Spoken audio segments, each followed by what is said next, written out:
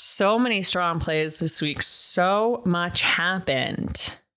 But our fifth place Parasocial Play of the Week goes to Spencer Pratt. Spencer Pratt and his wife, Heidi Montag, married since 2008, faced devastation this week when their home was destroyed in the Pacific Palisades wildfires. The Hills alumni had already evacuated with their 3 children before the fire claimed their house.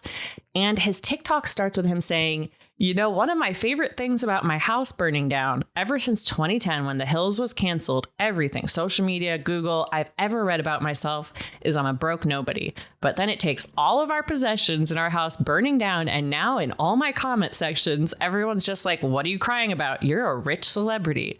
Pratt went on to say, my gosh, what a rebrand. The Chiron reads, "Love being a rich celebrity now."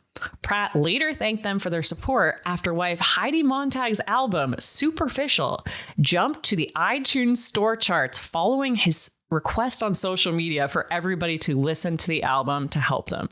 God bless all of you. Number 15 in the iTunes store. This is a freaking miracle, Pratt said via another Instagram post Saturday, January 11th.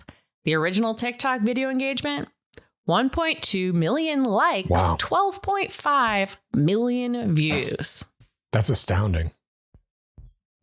I have always enjoyed his parasocial presence, but the amount of momentum he got on TikTok this week was a wild thing to watch. Yeah. Congrats to the Pratt family. Yeah. Coming in at 4th place in the top 5 parasocial plays of the week is none other than the Tear Queen and the Creamy Caesar Queen, Ashley Iaconetti. She posted a screenshot of her DMs this week, bringing to light the act of trolling she endures. In a screenshot, we see someone has sent her something that says, "Ridiculous that you can't deal with 2 kids when you're," all caps, "at home." Then we see somebody else sent her a message that says, "You're such a poor excuse for a wife." And then somebody else sent her a message that said, "100% Jared only married you for your family's money." And she says, "Sometimes people need to be called out. And today I'm doing this after receiving the cruelest messages from this person." Oh, these are all from the same person? Jesus. Mm-hmm. Jesus. It's one person sending her a string. This is, by the way, some of my favorite shit that anybody can ever do on social media is just posting the mean messages. My sister does this. My sister, okay, I'm going to post my mean message. For those of you who don't know, my sister runs a bakery in a little suburb of Dallas, Texas. It's very conservative, very right wing. My sister is very not. And a lot of the cakes and cookies and stuff she makes are very left leaning politically. Like she made some Kamala Harris, Tim Walz cookies that kind of exploded. Hive Bakery, it's called. Follow them, order stuff. They can ship now, I think, anywhere in the United States. And they're raising money for the LA fires right now. Raising money. She's doing the best. She really is. I love my sister. And she, from time to time, will go on Instagram and post the negative things that people send to her. And then, some caption that's like, "Keep on coming at me. I don't care. I'm going to be here forever." It's great. I love that. I wish I could feel that way. I liked that Ashley posted this because it's like, you think you get used to it over that long a period of time, but you don't. And you can try to insulate yourself. I know she turned off tags. She's had tags turned off for years. I got a series of messages this week during one of the worst weeks of my life. Yeah. And you can only comment on my Instagram if you follow me. So you have to follow, this person followed me to then comment all this shit on all my posts. Curious, how are you even a thing? As AF, you rarely get more than 35 hits. Another one, yikes. Another one, you look so familiar to me. Oh, I know. The statues on Easter Island statue emoji. Savage. It's so mean. I am now thinking, I know I can imagine what state a mind has to be in to send one of these messages. But I am never going to stop thinking about looking like an Easter Island statue now, I mean, we all do. They're made after human heads.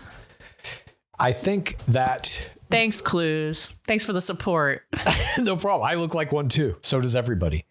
I don't know. I mean, to send a message like this, generally speaking, I would say people who send nasty messages on social media to people they don't actually know, they have some something in their own lives, some insecurities, something that hasn't been validated properly for them. And it is generally speaking a projection of whatever they're feeling internally onto someone else. I would take. You think a statue sent that to me? In fact, I guarantee that person is not even a person. It is an Easter Island head trolling me. Yeah, I think that's what happened. It's like that movie Hot Frosty. An Easter Island head came to life and sent you that message. That's there's your movie. There it is. There's your movie. I appreciate Kennedy still calling this out, and I think it has to be called out because it's just like, I don't believe in the, you know what you signed up for in order to like make any type of content or make any type of art. Like, I don't think you should have to endure this ridicule that like I've been basically not even opening my messages because I'm trying to avoid seeing stuff like this written to me. Mm-hmm. It sucks. It's just a part of humanity. That there's a part of humanity that I think some people get trapped in these psychological spirals where they, for one reason or another, have a parasocial relationship with somebody that they don't like. It's like a negative parasocial relationship. You think that person listens to the podcast? I don't know. I mean, I don't know who the person is. I have no idea. But they came across your Instagram clearly, and they feel some type of way about it. It's just a part of human nature, I guess, is that some percentage of people who engage in parasocial relationships will do so with negative impulse, and that they have a competitive enough kind of instinct that it makes them want to lash out at that person. Mm-hmm. Well, I wish you all do all the best. I hope everyone has good things happen in their lives, even the trolls. Our third top parasocial play goes to Dancing with the Stars, Sasha Farber. This, what I'm calling civilian paramour of Jen Tran, bought Jen Tran a piano this week, which he documented via Instagram Reel, in which Tran plays a slow melody, stroking the piano keys. The caption reads, "I surprised Jen with this little piano because she told me how she misses playing, and now I can't get her to stop." 5 exclamation points. 54K likes for this video, 1 million views. Damn. Yeah, be careful. Jen, you're performing piano for 1 million people. That's wild. That is wild. Be careful if you buy anyone you live with a musical instrument. That's all I'll say. Coming in at Is there a musical instrument in your home? My computer. Oh. I got a little keyboard. I bought these things for myself, and still it's to the detriment of everyone else in this household. Wasn't even a gift. I think that when people gift like little kids like drum sets or whatever, I'm like, you are totally attacking the parents through that gift. No, I mean, I basically have to live with headphones on at this point, so that I don't ruin the lives of the other 2 entities that live with me. Maybe 3 entities if we're talking about my astral projection friend. Has the entity returned? No, I'm constantly asking them. Clues. But I told you about this. I had my first there are steps, I guess, to the way of having an out of body experience. My apologies for this small tangent. And one of them that I've read about kind of constantly is you get to a point where you're in the trance at a certain state where you can feel your body like vibrating or like energy going through it. And I was like, what the fuck is that? I've never had anything close to that. That happened a couple of nights ago. Whole body just, and it got like super warm. And then my brain, I was in a trance where I was just like seeing random images and stuff. And then I saw this glowing geometric tunnel kind of open before me. It was fantastic. I can't wait to do that again. Our second place. I can't believe you're 1/5 of my personality.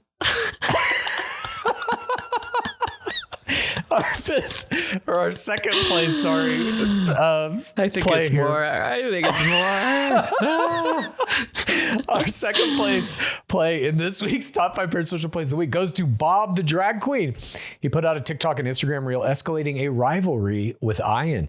In the video, He shares a clip of Ian's ITM in which she proposes a theory for why she was booted. This is also a spoiler, by the way, from the traders, that Bob, the drag queen, was jealous. Bob then shows a bunch of his own tots to the audio.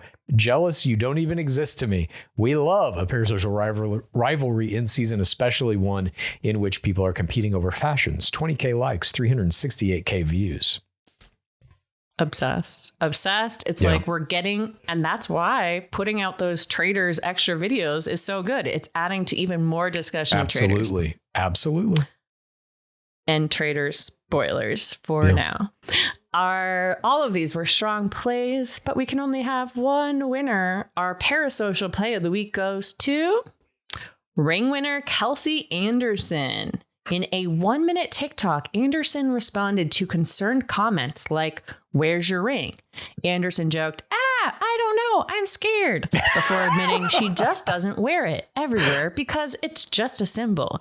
Apparently, everyday life turned her sparkler into a casualty of wear and tear, warping her band and losing a diamond. So she decided her gym sessions were a risky place for it. She gave fans a cheeky clap back. Joey's walking around without an engagement ring and no one said a thing. Double standard much? Because I'm a woman. Anderson wrapped up the saga with a reassuring laugh, confirming her and Joey's wedding plans are firmly intact, even if the sparkler is resting. 193.1K likes, 2 million views for this video. Wow. The resting ring. I mean, I would just say this about this. What the fuck is Neil Lane doing? I know. Why is his product so shitty? Dude. Come on. This is the worst look he's ever had. That's how you lose your ring. Yeah. Taking My it dad off. lost his, Never do that. his wedding ring once at a softball game. And that was a bad month for our family. That was a bad month. Yeah, my mom was not happy. Jesus. My mom was You think you're going to say a bad afternoon or something. Furious. Oh, no. Because he was like, yeah, I'll get it replaced. And then it kind of drug, you know. And she's like, where's your goddamn wedding ring? Yeah. No, he did. Eventually he did. We also have some creatures to talk about. Of course, people are not the only people making parasocial plays. Creatures are making them as well. This week, Zach Shawcross and Katie Bigger's dog gave some kisses before date night. That was very cute. But the winner of this week's parasocial creature of the week goes to incoming rookie Allie Jo Hinks and her dog Doodle, who made a TikTok while the platform still exists this week to let everybody know how to pronounce their hometown of Manalapan, New Jersey. Thank you. I mean, this creature is so cute. Yeah. I love this video too, that this is how to pronounce my hometown name. Yeah. It's already kind of getting into like, I don't know, maybe it's calling out us Bachelor podcasters who probably said it terribly. Love it. Cute, simple. And she has a little bit of a New Jersey accent, so I'm hoping that comes out in game. Yeah, we'll see. She could be giving Grocery a run for her money in terms of our impersonations of accents. We shall see. Please rate this podcast. Please review this podcast. Please get a friend to listen to us. And then please rate this podcast. Please review this podcast.